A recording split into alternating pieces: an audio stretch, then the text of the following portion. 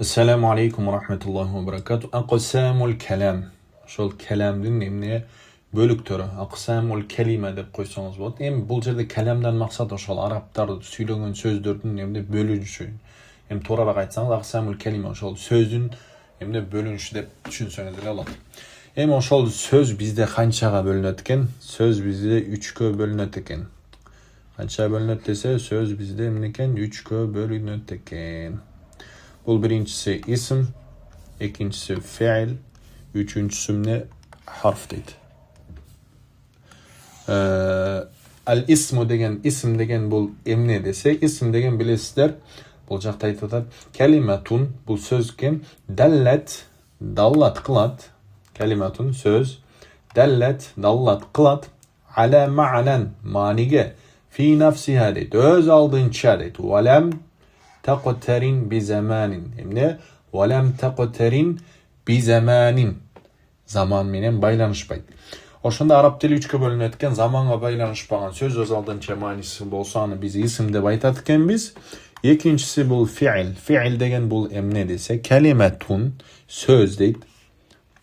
Dallat kılat ala ma'nen maniге fi nafsiha deyt. Öz aldınча deyt. Wa iqtaranet cana baylanışat bi ahadil azminati el-thalasati. Oşol 3 zaman menen baylanışatken bizde 3 zaman bilesizler. Uçurçak, ötkönçak, cana kelerçak. Bir sözdü Arap tilinde okutsanız, toyuz kitaplarda al sözdü ne? Sözün kotorması bir zaman menen baylanışatkan bolsa, bu sırası ile feil dep düşünü öğretkensizler. Üçüncüsü harf dedi. Ala harfu degen ne dese, harf degen ne dese, ellezî aluşundayken de ca'a li ma'nen. Oşo mani üçün kelgen deydi. Harflar bilesizler, bağı. Alif, ba, tese, oşol, en bu jerde harf dese tamga dep düşünü oluşunuzlar mümkün. Manisi var tamgalarda odat.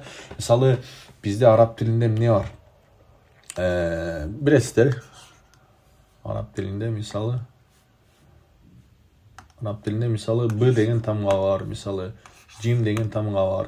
Ошол b degen tamgası ne? Bizeydin deseniz zayt menen dep koturulат. Cim tamgası misalı manisi jok, bирок ол ne? Tamga dep düşünөсүздөр. Эми караңыздар. Kийингиси. Keyingiye mani beriңиздер. Эми harf деген бул эмне десе, kelimetun, kelima. Harf деген бул эмне десе, бул kelima кен. Harf деген бул эмне десе, бул эмне кен? Бул kelimetun, kelima дейт. Dallat кылат дейт. Ala ma'nen. Maniге дейт. Fi gayriha deydi. Ошол bir sözgө koşulganda deydi. Öz aldınça dallat kılbayt eken. Эми ушулардын ар бири öz aldınça bölünüp ketet eken. İsimdi ala turgan bolsok, isim neken 3kö bölünөт eken. Muzhar bolot eken, mudmar bolot eken, anan mubham bolot eken. Muzhar degen açık manileri bar. Bularda bilesizler. Racul, toys açık söz kelet. Racul, asad, nuffah deseniz. Racul degen bul emne? Racul degen erkek degen, asad degen arslan, tuffah degen alma, kalem degen bilesizler. Kalem degen, kavi degen, küçtü degen. Bular sözdörünün bardağı emneken söz dallat kılat ala ma'nen fi nafsiha deydi. Öz aldınca dallat kılat eken. Emi o ikincisi bul emne dese mudmar. Mudmar degen bul emne deydi. Mudmar degen bilesizler Arap dilinde Kırgız tilinde almaşma attar dep koyat. Bayağı al, tegi, bul, men, sen depçi. Oşal almaşma attarda Arap tilinde mudmar dep koyat. Oruşça mesta imeni.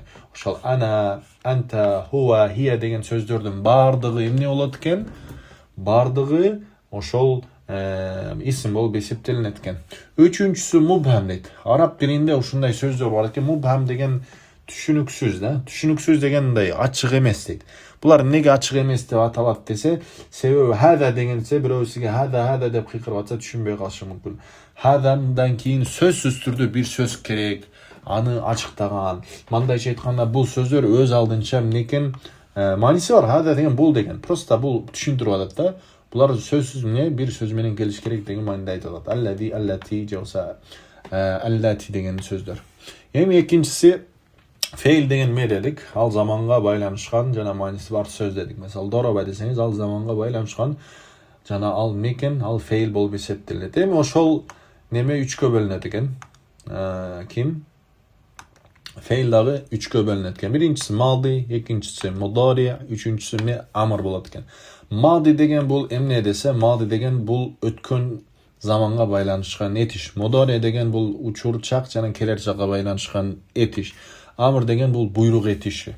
Буйрук этиши билесиздер, ар дайым келер чакка байланышат. Эми маани бериңиздер. Катаба дейт. Катаба деген бул жазды деген. Фахима деген бул түшүндү деген. Эми жазды жана түшүн деген өткөн чакта болуп атат. Бушул feil мади деп аталат экен. Яктубу десе жазып жатат, яфхаму десе түшүнүп жатат же түшүнөт. Бул feil мудари деп аталат. Амр деген мисалы уктуб, көрдүңүз, аягы сүкүн менен бүтүп атат. Ифхам, түшүн, аягы эмне сүкүн менен бүтүп атат. Сиз жаттай турган нерсе feil мадинин аягы ар дайым эмне болот? Фатха болот. Feil мадинин аягы ар дайым фатха болот. Feil мудариники домма болот. Анан эмне? Feil амрдын эмнекен сүкүн болот. Сүйлөп окуп атасыз, бир эмне сүкүндүү сөз турса, буну автоматически feil амр деп айта бересиздер. Андан кийин домма боло турган болсо, бул мудари экен деп түшүнөсүздөр. Мади боло турган болсо, ал фатха деп түшүнөсүздөр. Эми үчүнчүсү бул эмне десе, бизде үчүнчү тема бул харфтар экен. Харфтар дагы айтабыз, которобуз. Эмне десе, калиматун даллат ала ма'нан фи гайриха дейт. Ушундай сөз экен, тамга экен. Ал өз алдынча маани бербейт, өз алдынча заманга байланышпайт, бир гана ошол бир сөзгө кошулат экен, анын мааниси чыгып кетет экен. Эми ошол калима бизде эмне экен? 3кө бөлүнөт экен. Канча бөлүнөт десе 3кө бөлүнөт экен. Биринчиси хасун бил асма, экинчиси хасун бил аф'ал, үчүнчүсүндө муштаракун байнахума. Эмне? Муштаракун байнахума деген ошол feilге дагы, анан кийин исимге дагы кирип берет экен. Эмне десе, feilге жана исимге кирип берет экен. Мисалы караңыздар. Хасун бил асма деген ошол исимдарга гана тиешелүү харфтар. Булар кайсы десе, фи, мин, лейта, анан инна. Булар төлкө эмнекен исимге гана кирет деп түшүнсөңүздөр болот. Экинчиси хасун бил аф'ал. Бул feilдерге гана кире турган. Кат, лам, сауфа, син. Эмне? Кат, лам, сауфа, син төлкө feilдерге гана кирет деп түшүнөсүздөр. Эми булар өз алдынча маани бербейт. Лам, кат, фи, мин, инна, лейта, син, сауфа дегендер качан булар маани берет десе, бир сөзгө кошулганда маани берет. Үчүнчүсү муштаракун байнахума. Муштаракун байнахума деген ошол экөөгө тең тиешелүү. Бул харфтар эмне десе, исимге дагы кире берет экен, анан эмне feilге да кире берет экен. Булар муштаракун байнахум, булар мисалы ма, ла, вау, анан хал. Маселе, бул сабактардан маселе, сиз эмне исим feil харфты түшүнүшүңүз керек. Исим feil харфты түшүнгөндөн кийин, ошол исимдар музар, мудбар, мубхам болот экен. Олар жаттабасаңыз деле музар ачык сөз келет экен, мудмар местоимение болот экен, мубхам болот экен деп түшүнүшүңүз керек.